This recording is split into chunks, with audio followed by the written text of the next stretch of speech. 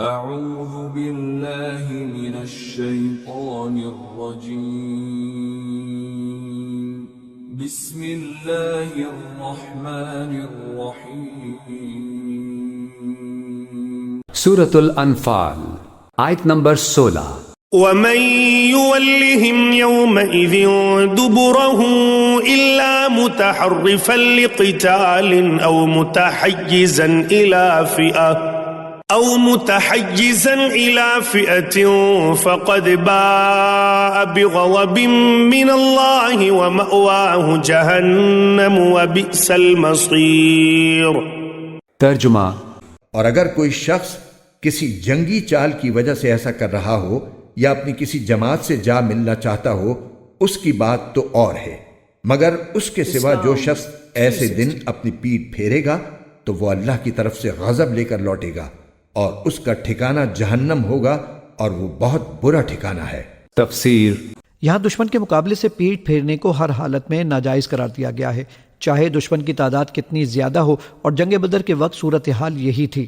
البتہ بعد میں اس حکم کی تفصیل اسی سورت کی آیت 65 اور 66 میں بیان فرمائی گئی ہے، جس کی روح سے اب حکم یہ ہے کہ دشمن کی تعداد اگر دگنی یا اس سے کم ہو تب تو میدان چھوڑنا حرام ہے، لیکن اگر ان کی تعداد اس سے زیادہ ہو تو میدان چھوڑنے کی اجازت ہے۔ پھر جس وقت دشمن کو پیٹھ دکھانا ناجائز ہوتا ہے، اس میں بھی اس آیت نے 2 صورتوں کو مستثنا رکھا ہے۔ ایک یہ کہ بعض اوقات جنگ ہی کی کسی حکمت عملی کے طور پر پیچھے ہٹنا پڑتا ہے، مقصد میدان سے بھاگنا نہیں ہوتا، ایسے میں پیچھے ہٹنا جائز ہے۔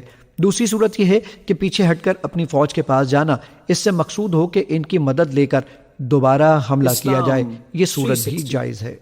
آیت نمبر 17 فلم تقتلوهم ولكن الله قتلهم وما رميت إذ رميت ولكن الله رمى وليبلي المؤمنين منه بلاء حسنا إن الله سميع عليم۔ ترجمہ۔ چنانچہ مسلمانوں، حقیقت میں تم نے ان کافروں کو قتل نہیں کیا تھا بلکہ انہیں اللہ نے قتل کیا تھا، اور اے پیغمبر، جب تم نے ان پر مٹی پھینکی تھی تو وہ تم نے نہیں بلکہ اللہ نے پھینکی تھی، اور تمہارے ہاتھوں یہ کام اس لیے کرایا تھا تاکہ اس کے ذریعے اللہ مومنوں کو بہترین اجر عطا کرے۔ بے شک اللہ ہر بات کو سننے والا، ہر چیز کو جاننے والا ہے۔ تفسیر۔ جنگ بدر کے موقع پر جب دشمن پوری طاقت سے حملہ کرنے کے لیے چڑھا چلا آ رہا تھا، اس وقت حضرت صلی اللہ علیہ وآلہ وسلم نے اللہ تعالیٰ کے حکم سے ایک مٹھی میں مٹی اور کنکر اٹھا کر دشمن کی طرف پھینکے تھے۔ اللہ تعالیٰ نے وہ کنکریاں دشمن کے ہر فرد تک پہنچا دی جو ان کی آنکھوں وغیرہ میں جا کر لگیں، اور ان سے لشکر میں افراتفری مچ گئی۔ یہ اس واقعے کی طرف اشارہ ہے۔ آیت نمبر 18 ذالکم وان اللہ موہن کید الکافرین۔ ترجمہ۔ یہ سب کچھ تو اپنی جگہ، اس کے علاوہ یہ بات بھی تھی کہ اللہ کو کافروں کی ہر سازش کو کمزور کرنا تھا۔ تفسیر۔ یہ در حقیقت ایک سوال کا جواب ہے۔ سوال یہ ہو سکتا ہے کہ اللہ تعالیٰ تو اپنی قدرت سے دشمن کو براہ راست ہلاک کر سکتا تھا، پھر اس نے مسلمانوں کو کیوں استعمال کیا اور کنکریاں حضرت صلی اللہ علیہ وآلہ وسلم کے دستے مبارک سے کیوں پھینکوائیں؟ جواب یہ دیا گیا ہے کہ اول تو اللہ تعالیٰ کا یہ دستور ہے کہ وہ تکوینی امور بھی کسی ظاہری سبب کے ذریعے انجام دلواتا ہے، اور یہاں مسلمانوں کو اس لیے ذریعہ بنایا گیا کہ ان کو اجر و ثواب حاصل ہو، اور دوسرے وہ کافروں کو بھی یہ دکھانا چاہتا تھا کہ جن سازشوں اور وسائل پر انہیں ناز ہے وہ سب ان لوگوں کے ہاتھوں خاک میں مل سکتے ہیں جنہیں تم کمزور سمجھتے رہے ہو۔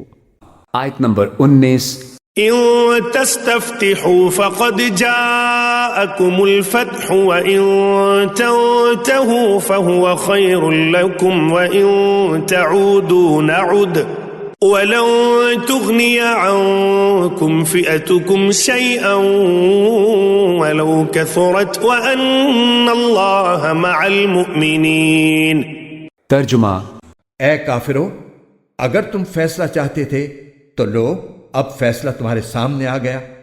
اب اگر تم باز آ جاؤ تو یہ تمہاری ہی لیے بہتر ہوگا، اور اگر تم پھر وہی کام کرو گے جو اب تک کرتے رہے ہو تو ہم بھی پھر وہی کام کریں گے جو اب کیا ہے، اور تمہارا جتھا تمہارے کچھ کام نہیں آئے گا چاہے وہ کتنا زیادہ ہو، اور یاد رکھو کہ اللہ مومنوں کے ساتھ ہے۔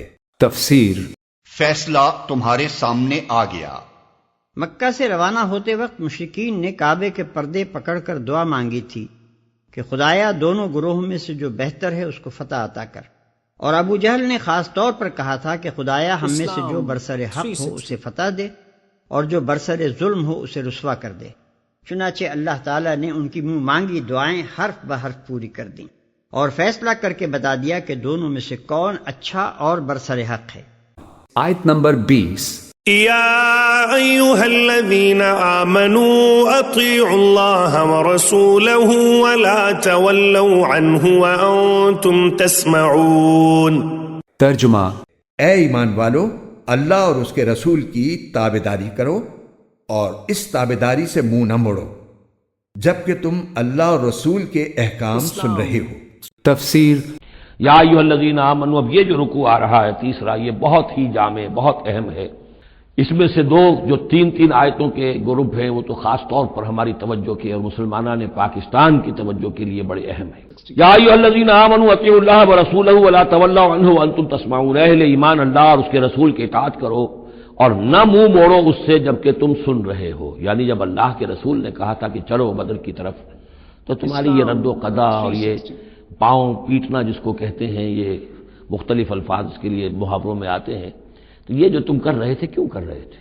جب اللہ اور اس کے رسول کی طرف سے بات آئی تھی تو ہر ایک کو کہنا چاہیے تھا سمینا واطعنا، جو آپ کا حکم۔ اطیعوا اللہ واطیعوا الرسول ولا تولوا عنہ وانتم تسمعون، ظاہر بات ہے تمام مسلمانوں سے بات نہیں ہے، یہاں بھی ذہن میں رکھیے وہی جنہوں نے کمزوری دکھائی تھی ان کی طرف اشارہ ہے۔ آیت نمبر 21۔ ولا تكونوا كالذين قالوا سمعنا وهم لا يسمعون۔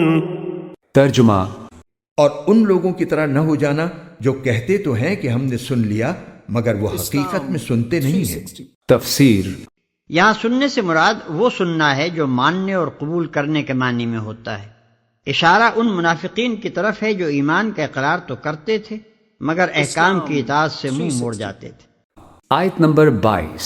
ان شر الدواب عند اللہ الصم البکم الذین لا يعقلون۔ ترجمہ، یقین رکھو کہ اللہ کے نزدیک بدترین جانور وہ بہرے گونگے لوگ ہیں جو عقل سے کام نہیں لیتے۔ تفسیر۔